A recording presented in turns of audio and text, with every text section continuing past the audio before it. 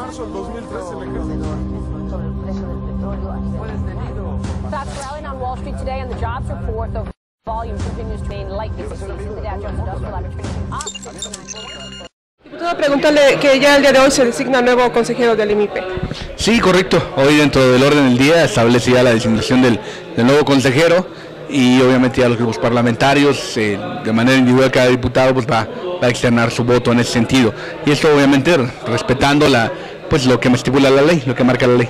¿Cree que sea un instituto que dé resultado en realidad a lo que es, bueno, el verdadero asunto de lo que es el Instituto Morelense de la Información Pública? Porque en ocasiones como que hay muchas cortinas de humo. No, desde luego que es un instituto que da resultados. De hecho, Morelos está a la vanguardia en tema de transparencia. La situación es que hay que reconocer, pese a los grandes esfuerzos que se han hecho, los avances en materia de transparencia, no solo a nivel estatal, sino a nivel nacional, todavía nos queda mucho camino por delante. Sin embargo, pues, obviamente podemos presumir este órgano que le falta mucho por caminar, y te reitero, no solo es un tema estatal, sino nacional, y de manera personal creo que sí ha dado resultados, pero también debemos exigir aún todavía más. ¿Cuántas personas están por competir para esta nueva consejería?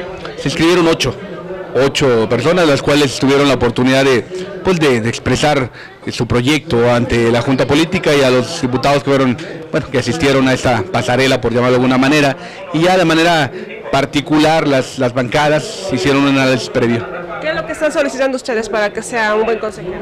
Bueno, obviamente que reúna el perfil, primero que reúna los requisitos de ley, y segundo que tenga el perfil, y obviamente pues ya el resto se basa por afinidades, por percepciones. Todos los 8 tienen desde luego la capacidad, reúnen los requisitos, y ya cada bancada se inclinará, o cada diputado se inclinará por alguien en particular, de acuerdo pues, a su percepción o a su conocimiento de cada persona. Por otra parte, diputado, preguntarle qué tipo de iniciativa se ha emitido en estos últimos días para beneficio de la sociedad. Bueno, te puedo comentar, estamos trabajando ya en varias que ya se presentaron con anterioridad. La ley de seguridad privada, esta semana acabamos el análisis con un grupo con todos los empresarios del estado de Morelos en esta materia, con la directora de seguridad privada. Yo espero que en un mes más tardar ya pueda dar a luz a esta iniciativa de ley de seguridad privada. El día de hoy, como segunda lectura, ya espero que se apruebe una reforma en la cual propone que todas las plantillas escolares del todo el estado sean capacitados hasta el 20%, es decir, el 20% de maestros de una escuela en materia de primeros auxilios. Eso es con la intención de darle la seguridad a los alumnos de que en caso de alguna contingencia, algún accidente, va a haber alguien capacitado que pueda responder. Es un tema, pues yo creo que muy importante el de la seguridad privada, precisamente porque hay muchas empresas, como se viene manejando, que no están en regla. Aquí se van a someter porque en ocasiones también ha habido, hasta amenazas, porque mucha gente dentro de las nuevas empresas de seguridad privada pues tienen supuestamente mucho poder.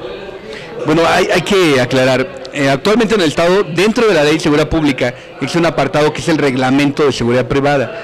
Lo que vamos a dar vida ahora es una Ley de Seguridad Privada. Obviamente no está a voluntad de si se quieren sujetar o no, por eso son leyes, las leyes no se cuestionan, se obedecen.